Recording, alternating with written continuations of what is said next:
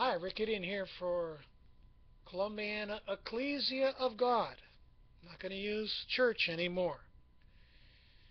It refers back to the Greek god Circe and also a circus. So I did that in my last video. I want to do a quick video here. So, Jesus, most people believe that he was God and is God. I believe he's the Son of God. He's coming back with his Father's authority and coming back with his name in his forehead. But Jesus was the Son of God, fully human, with an unmeasurable amount of God's Spirit. And this makes it more special for us because he was made like his brethren, and he suffered to obtain perfection.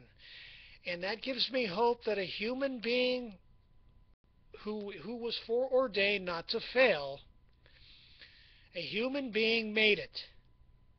He made it. And you can too. Here's one of the reasons why Jesus was a man, the Son of God. He feared God. Did you know in Hebrews chapter 5 it says that Jesus feared God? So my question to you, my friends, is this. If Jesus was God and is God, and if he's co-equal with God, even when he was here on the earth, how could he fear God? Isn't it, you know what, doesn't make sense. But I'll show you in a minute. He feared God. So if he feared God, I mean, did he even fear himself? If he was God, did he fear himself? See, things don't make sense. And once again, what I'm trying to convey to you is that God is accountable for every word that he says in his Bible. And unfortunately, a lot of those things have been corrupted by human beings. And some of the scriptures have been corrupted, just like I did in my last video. The word stauros, for the instrument that Jesus was crucified on, was corrupted when it was translated in the Latin Vulgate to crux.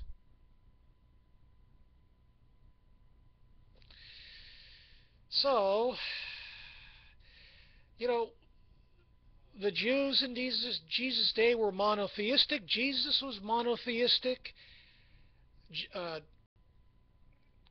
Mark 12:28-32, he declared the Shema of Israel. Then all of a sudden in 325 AD, after the the Council of Nicaea, under a pagan emperor called Constantine, all of a sudden we have a Trinity. Paganism. The Trinity goes all the way back to ancient Babylon. Let's read where it said that he feared God. Verse 7 of chapter 5 of Hebrews, who in the days of his flesh, when he had offered up prayers and supplications with vehement cries and tears to him who was able to save him from death. So if Jesus was God, fully God, how could the other one, why would he depend on the other one to save him from death? If he had him, God can't die, by the way. So if Jesus was fully God, there would be a God being in him that would not be subject to death when his physical body died. When Jesus died, he died. He was dead, unconscious for 3 days and 3 nights. His human spirit went back to God who gave it, and then he was resurrected from the dead. Once again, he had to tell Mary Magdalene, "Don't touch me, Mary," when he was raised. "I have not yet ascended to my Father. I'm going to my God and your God." Going on here. With vehement cries and tears to him who was able to save him from death, and he was heard because of his godly fear. Did you get that point? He was heard because of his godly fear. He had a deep fear for his Father. He even told us, don't fear them that are able to kill the body, but are not able to kill the soul. Fear him who is able to destroy both body and soul in Gehenna fire.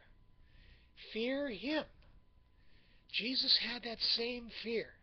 He feared God.